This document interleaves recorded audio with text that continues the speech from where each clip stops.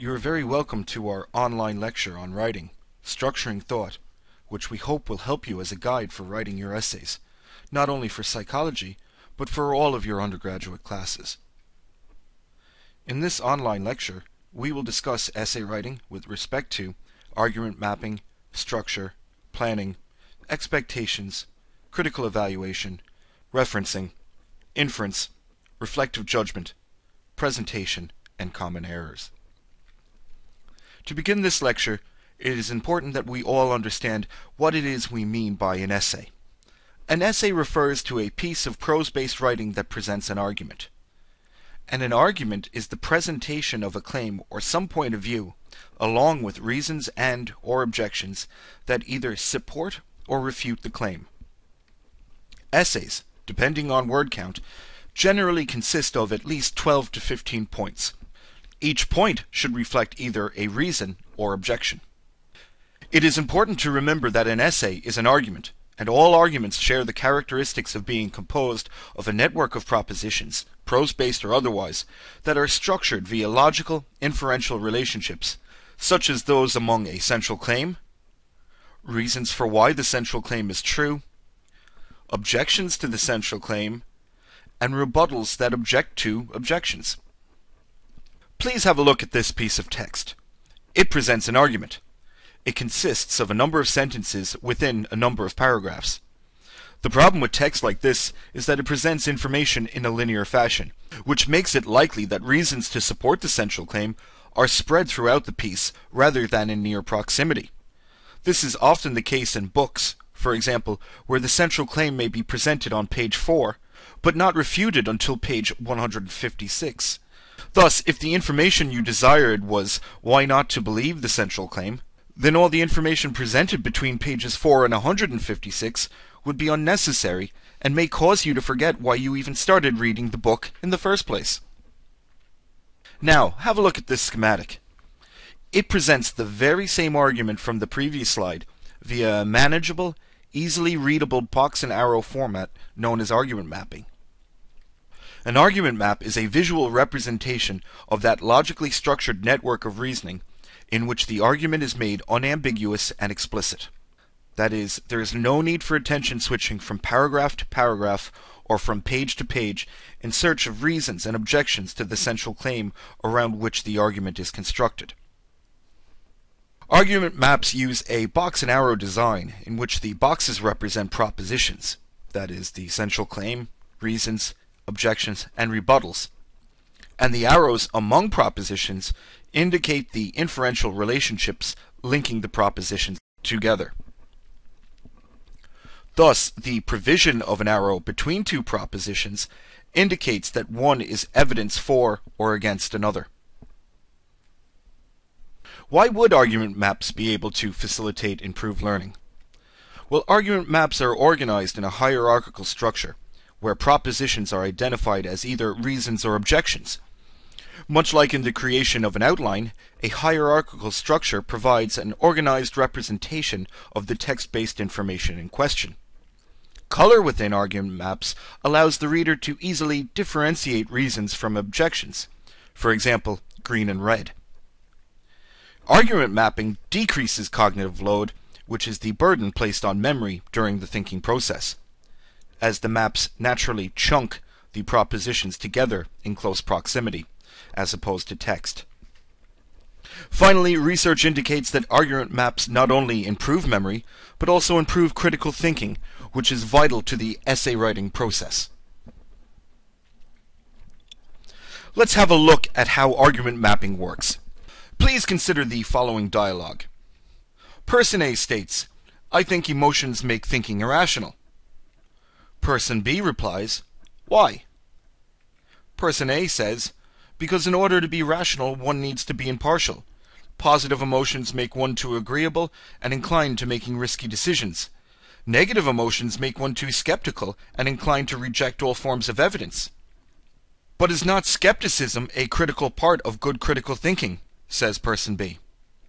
"Yes," responds Person A, "but rejecting all forms of evidence means one must also reject every belief, and that's not rational." Now ask yourself whether or not you think person B did a good job in questioning person A and their belief that emotions make thinking irrational. You can see in this argument map, the dialogue from the previous slide forms a four-tiered argument structure. Please take a moment to analyze this argument map. Does it resemble the structure you had in your head? After being asked whether or not person B did a good job in questioning person A and their belief that emotions make thinking irrational, most people respond yes, person B did a good job.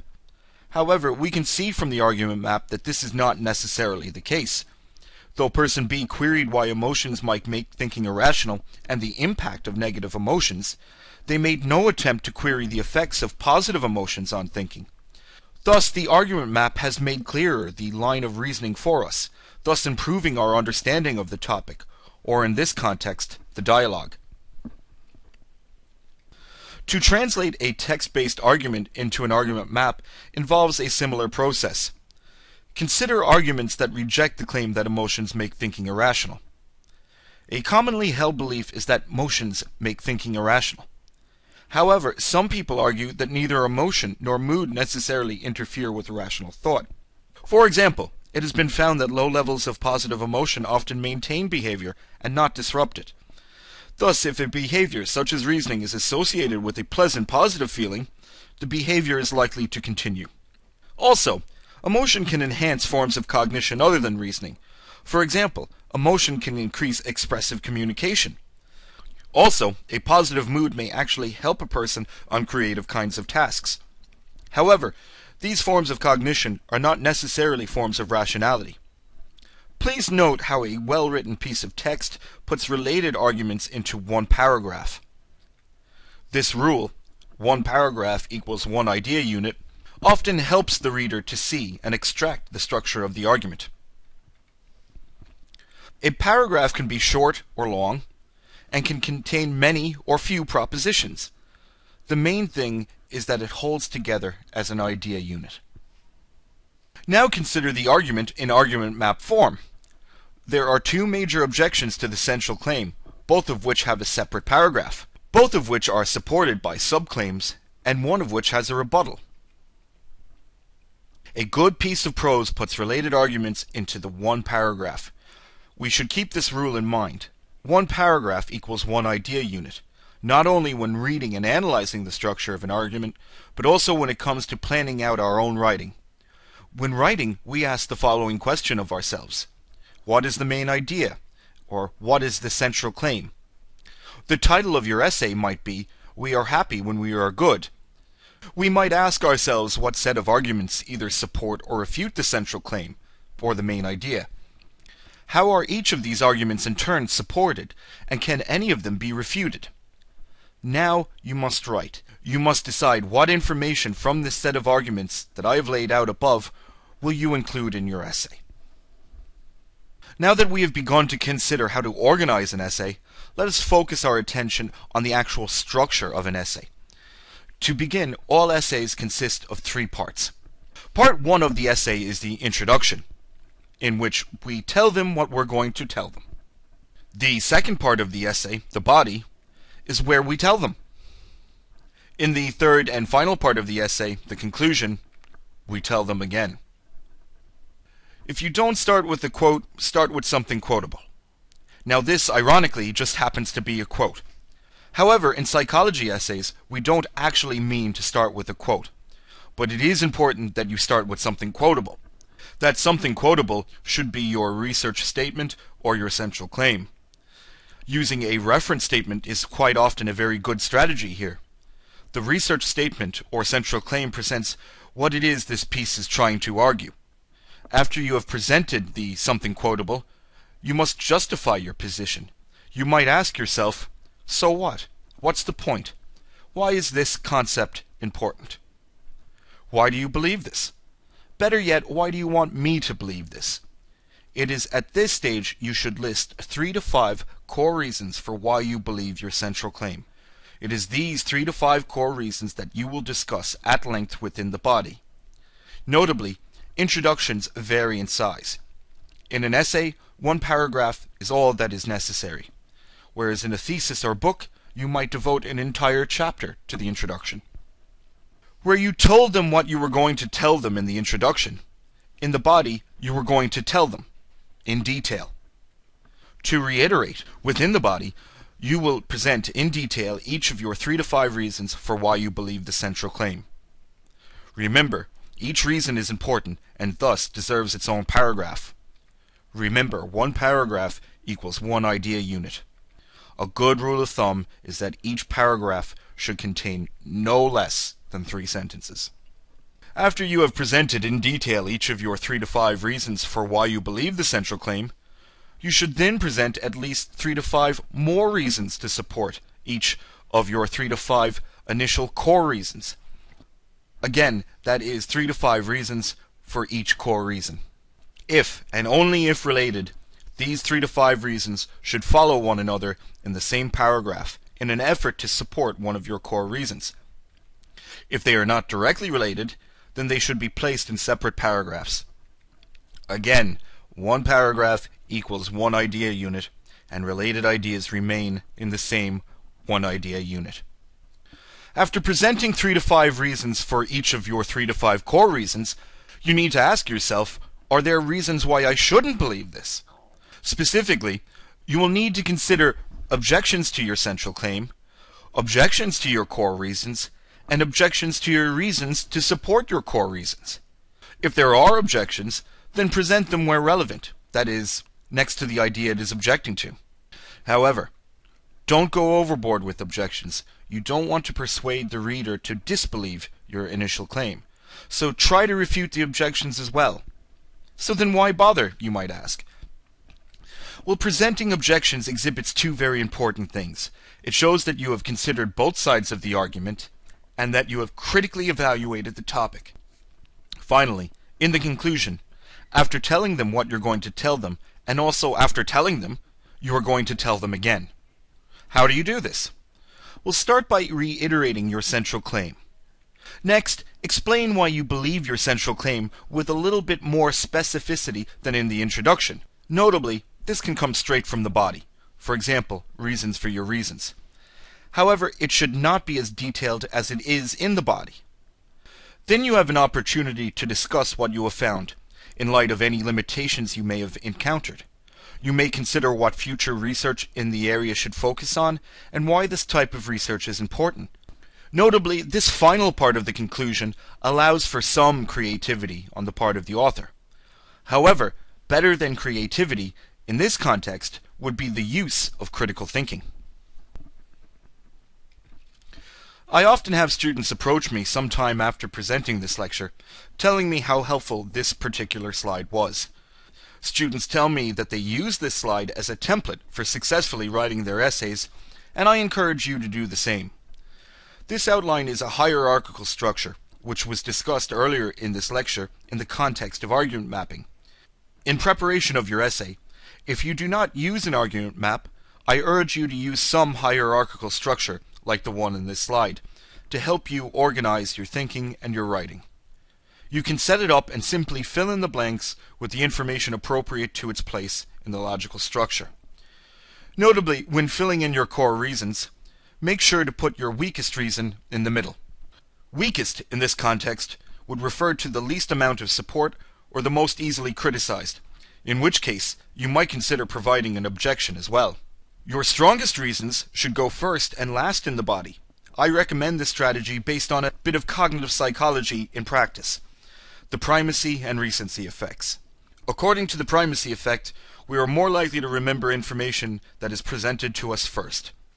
According to the recency effect, we are more likely to recall the information that was last presented to us, that is, the most recent information.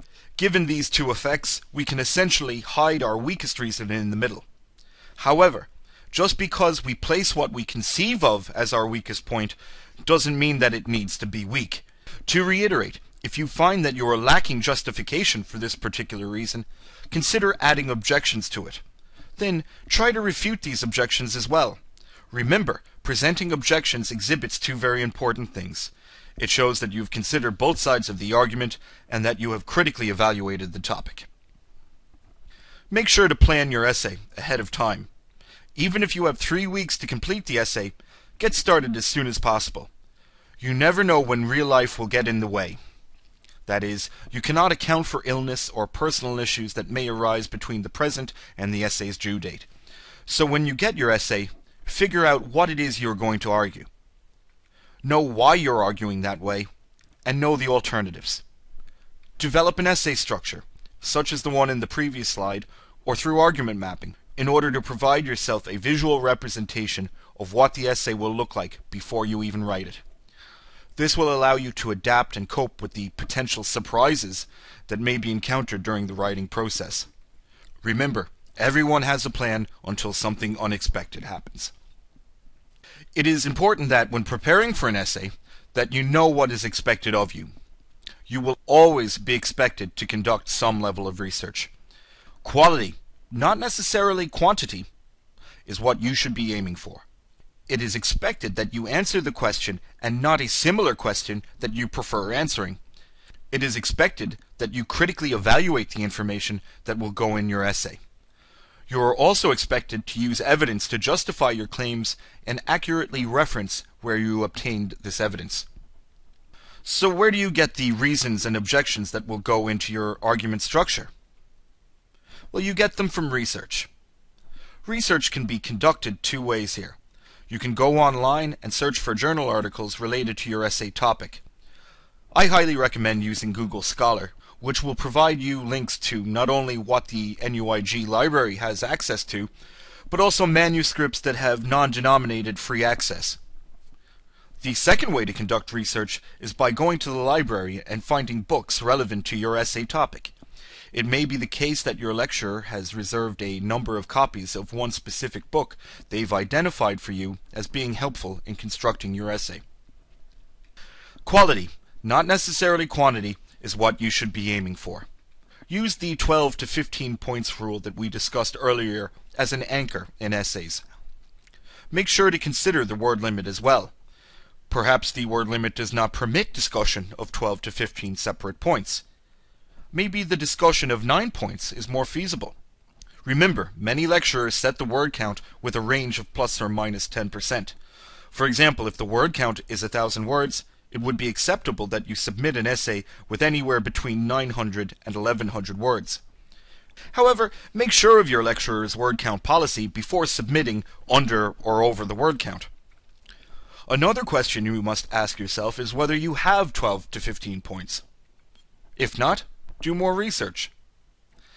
If you still don't have 12 to 15 points after additional research, well, that's fine.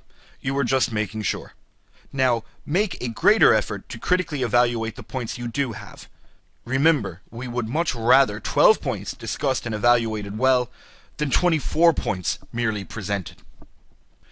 With respect to quality, one of the biggest mistakes people make when preparing an essay is writing down everything they know, including additional research, and submitting without revision, and/or realizing you've more than doubled the word limit. What you should do is write down everything you know, including additional research, but then make sure to group related concepts together, rework vague ideas in order to provide clarity, remove weak ideas and reasons, and organize these ideas, for example through an outline or an argument map. When writing an essay, it is expected that you answer the question. But how do you do this? Before justifying your stance, restate the question. For example, you might be asked to critically evaluate the role of Daisy Buchanan in The Great Gatsby. By restating the question as Daisy Buchanan plays a major role in The Great Gatsby for a number of reasons, including, you have begun answering the question. Another example of an essay topic you might be given is, discuss the concept of growth and its role in macroeconomics. You can restate it as, the concept of growth is a vital factor to consider when evaluating macroeconomics due to. You may have noticed keywords and phrases in the essay topics you have encountered thus far, such as critically evaluate and discuss. Is there a difference? Yes, there is. Critically evaluate means that you must provide reasons, objections, limits, and strengths. Discuss means you must provide information learned in your lecture and describe the related concepts in greater detail, for example through outside reading. To be honest, it doesn't matter what discuss means, because in order to write a good essay, you should always critically evaluate. Let's have a closer look at what it is we mean by evaluation. Evaluation is a critical thinking skill that is used in the assessment of propositions and claims, in which we assess the credibility of arguments, assess the relevance of arguments, assess the logical strength of an argument structure, and assess the balance of evidence within the argument. During evaluation, our objective is to arrive at some conclusions about the overall strengths and weaknesses of an argument. Evaluating credibility. Arguments often draw upon different types of evidence. Some forms of evidence are better than others.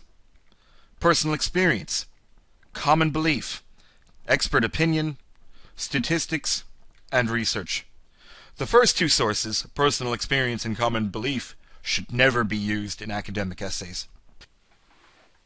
Let's have a look at the argument that dogs are man's best friend. This argument presents 5 reasons for why we should believe that dogs are man's best friend. Dogs are loyal. Well, this is a common belief. But the problem with common beliefs, and indeed common sense, is that it's not always correct. For example, it is also commonly believed that opposites attract. But research in social psychology suggests that we tend to like people who are similar to us, that birds of a feather flock together. In other words, scientific research findings are sometimes at odds with what is perceived as common belief. Dogs aid people's mental well-being.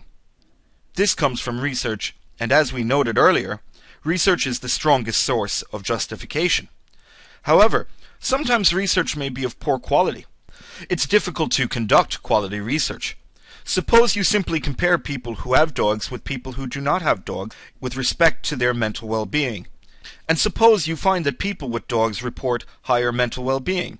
Can you conclude that dogs aid people's mental well-being? Perhaps the people with dogs were already scoring very high on mental well-being before they had dogs. Perhaps it is something other than the dog that aids people's mental well-being in this context. For example, caring for another living thing and the nurturing emotions that this fosters. Thus, the same effect on mental well-being may be observed in people who care for cats, plants, other people's dogs, other people's children, and so on. Furthermore, it may be that other research indicates that dogs have no effect on people's mental well-being. What should we believe then? If an expert tells us that dogs have evolved to have strong social hierarchical instincts, we might be inclined to believe them, especially if they have a doctorate and work in a university. But people with a doctorate often argue with one another over these issues, and they don't necessarily agree when it comes to evaluating the scientific evidence. Sometimes an expert makes a bold statement that lacks credibility because it lacks supportive evidence, like when Freud argued in the absence of scientific evidence that everything we do is motivated by sexual desire. My dogs have always been faithful. The problem with personal experience is that all it amounts to is anecdotal evidence. An anecdote is a story, and we often tell people stories to describe a personal experience when trying to convince them of some type of position. These anecdotes can be a very powerful tool of persuasion, but anecdotal evidence is not necessarily reliable. For example, I could be lying about my dogs having always been faithful. Maybe one of my dogs was not faithful and had to be sent away. But you don't hear that story. You only hear the story that supports the argument that I'm trying to convince you about. The other problem with anecdotes is that we can't generalize my experience to the population at large. Other people may have had very different experiences with dogs. Their dogs may have been terribly unfaithful. What we need is some quality research that surveys a representative sample of the population. Ask 1,000 people who've had dogs to tell you about their experience. This way, we might be able to make some gross generalizations about the population. Statistics are one of the kinds of output we get from doing research. Again, the problem with a statistic like 87% of dog owners had lower than average cholesterol is that it might not actually support the claim that dogs decrease their owners' cholesterol. Maybe it was that these people walk their dogs twice a day and it was the increased walking that lowered their cholesterol and not simply owning a dog. Questions we might wish to ask are, how is the average cholesterol level of the population calculated? Were the dog owners representative of the population at large? Or were they much younger or older, richer, poorer, etc., than the population used to calculate average cholesterol? Without measuring cholesterol levels in a sample of non-dog owners who are similar in every other important respect to dog owners, other than the fact that they don't own a dog, it is difficult to know what this statistic means. And it is difficult to do a study that actually measures two groups who are very similar to one another, other than the fact that in one group everyone owns a dog, and in the other group no one owns a dog. In addition, it is worth noting that many people misinterpret statistics. For example, you might recall a television advert in which a famous celebrity is selling shampoo. The celebrity advises that 90% of women agreed that this shampoo is better than all other shampoos on the market. However, the celebrity doesn't say how many women were actually surveyed. It may be that this was 9 out of 10 women agreed. Recently, TV adverts have been reporting how many people were surveyed, but this is done using very small print at the bottom of the screen. Moreover, we don't know who was surveyed. It might be people leaving a shop who had just purchased the advertised shampoo. This would inevitably lead to a biased survey. As we can see from this slide, information can come from a number of places, and these places vary in credibility. In an essay, we use references to show that our thinking is justified by credible research. References are important because you weren't born knowledgeable, and thus references allow you to use the knowledge of others without plagiarizing. In addition, references provide you with a source to argue against, which is a good place to start critically evaluating. Furthermore, references allow you to exhibit the fact that you did the research. Notably, there are many referencing styles. The APA style, which you use in psychology, consists of author, year, title, place, and publisher. If in the case of referencing a book with one author, we would reference as Carson, comma, N full stop, R full stop, open bracket, 1998, close bracket, full stop, Psychology of Behavior, and make sure that that title is italicized. Full stop, the place, London, colon, Allen and Bacon, full stop.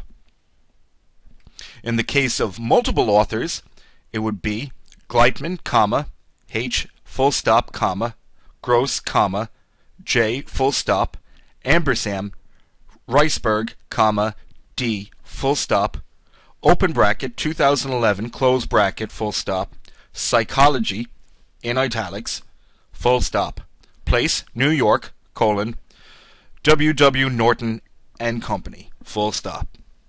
If in the case of referencing a journal article, please reference it like this.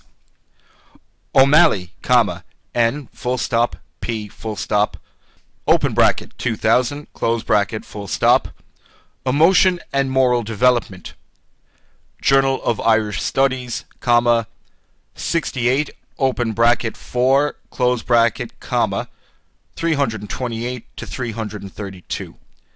Please note that there are subtle differences between the journal article reference and the book reference. In the journal article reference, we italicize the name of the journal and the volume number. The issue number will go inside the parentheses, and this is followed by page numbers in which the article appears in the journal. The references we just looked at are what should appear in your references section at the end of the essay. When you reference within the text, there are two types of references you can use: explicit referencing and implicit referencing. Explicit referencing occurs within the actual sentence. For example, you might start your sentence with, according to Smith, 1989. If you have two authors, start your sentence with, according to Smith and Jones, 1992. If you have 4 or more authors, you should start your sentence, according to Smith et al., 1995.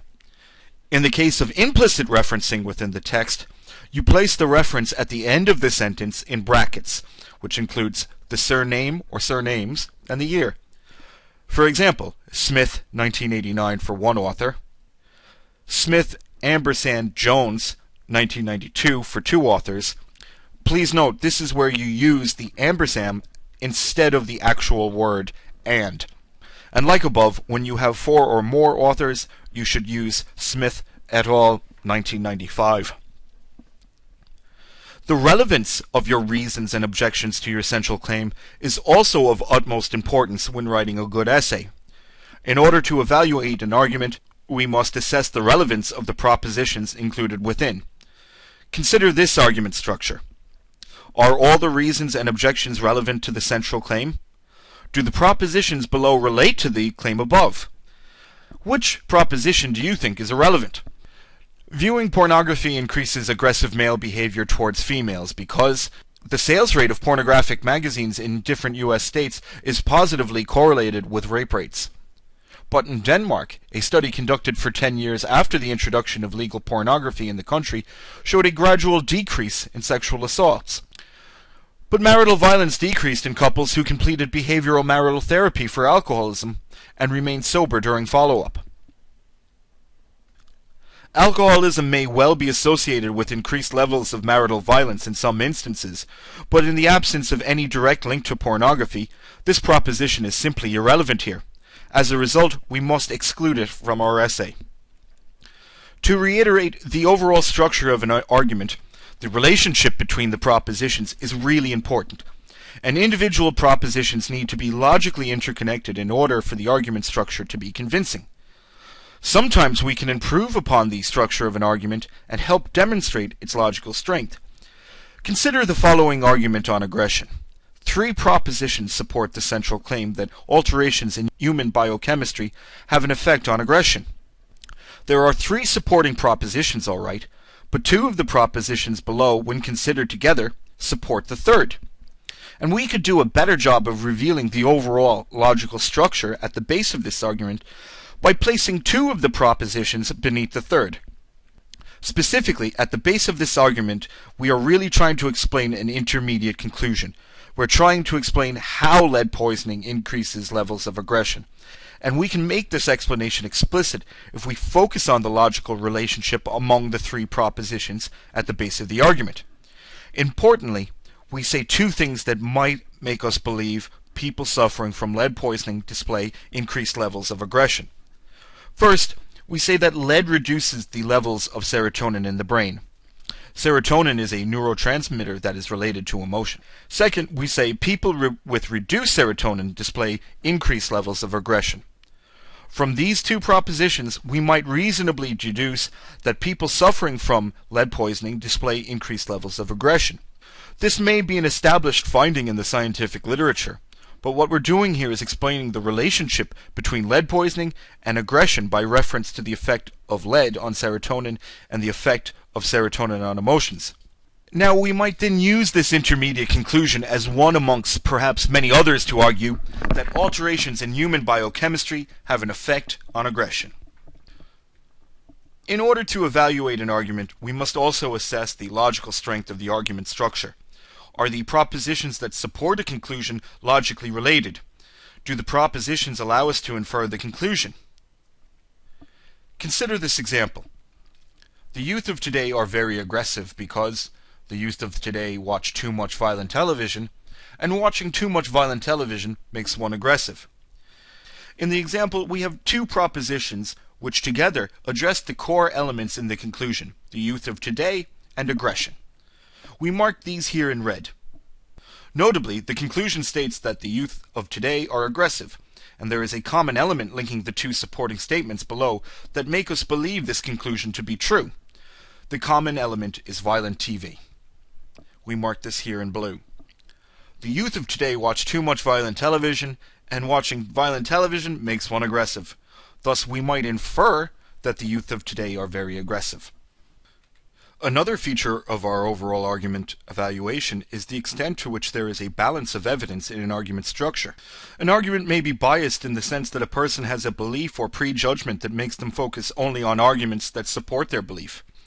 There are 2 extremes of bias and many shades of difference between these 2 extremes. The first extreme is where a person wholeheartedly agrees with a claim and offers only supporting arguments and no objections. The second extreme is where a person vehemently opposes a claim and offers only objections and no supports. In both cases, the person may be overlooking some important arguments, and in both cases, we need to question their intentions. Arguments can be imbalanced in many different ways. Another situation an argument might be judged imbalanced is if it deliberately pits weak arguments on one side against strong arguments on another. Consider this example.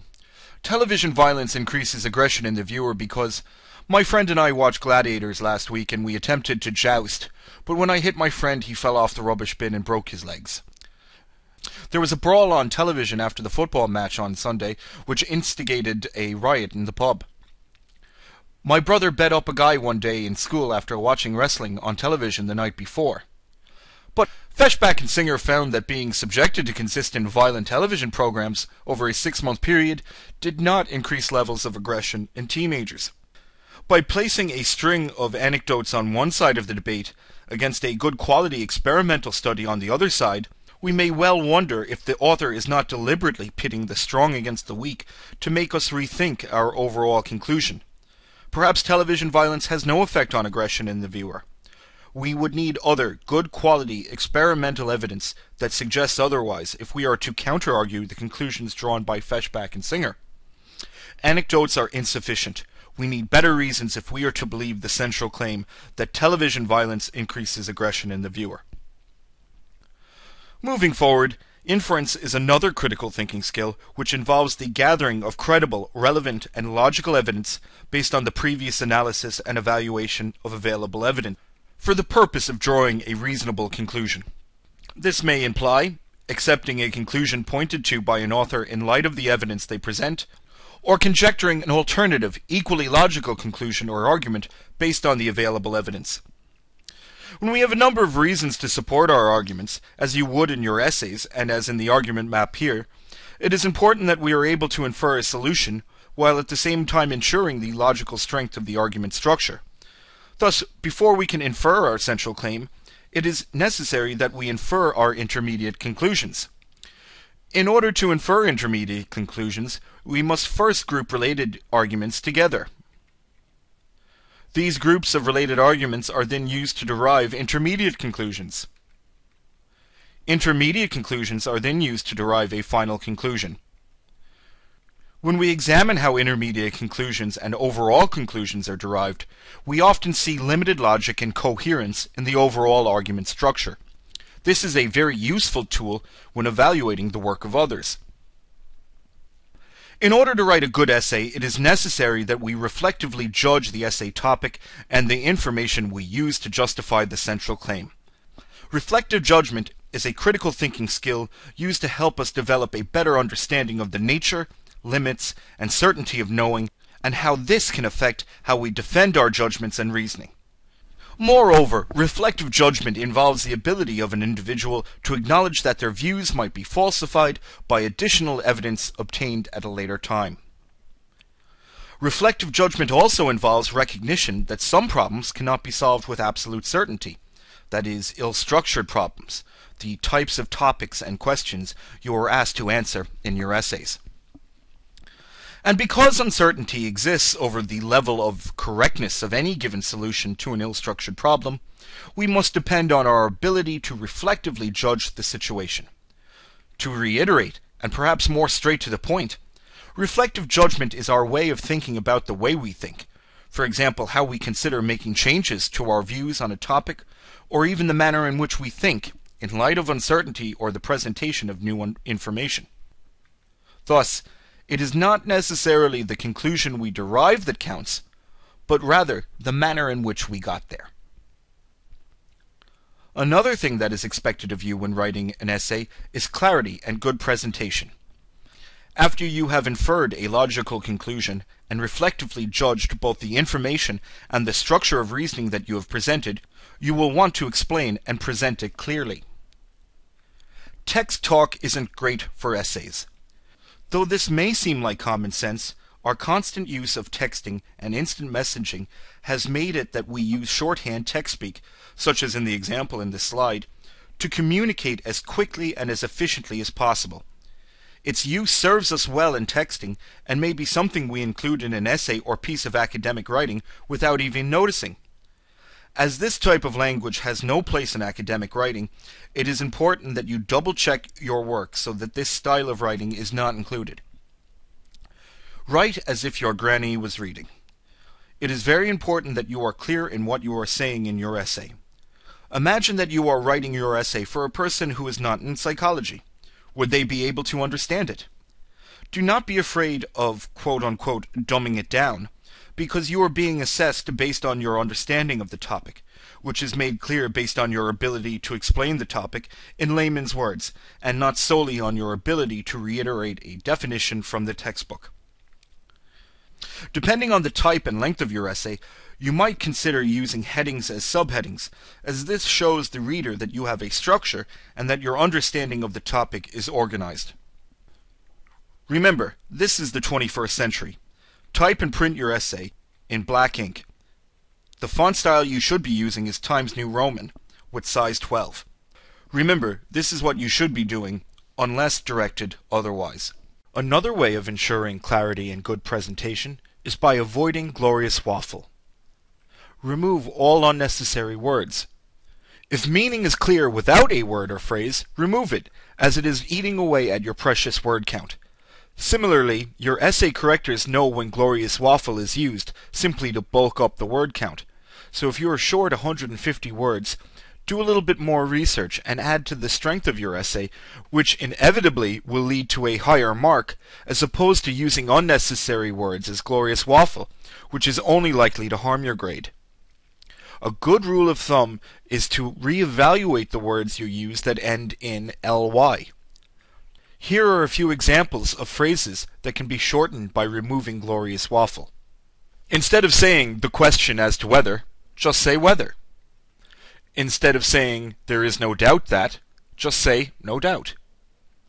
He is a man who, you should say he instead. Instead of saying this is a subject that, just say this subject. His story is a strange one. Simply say his story is strange.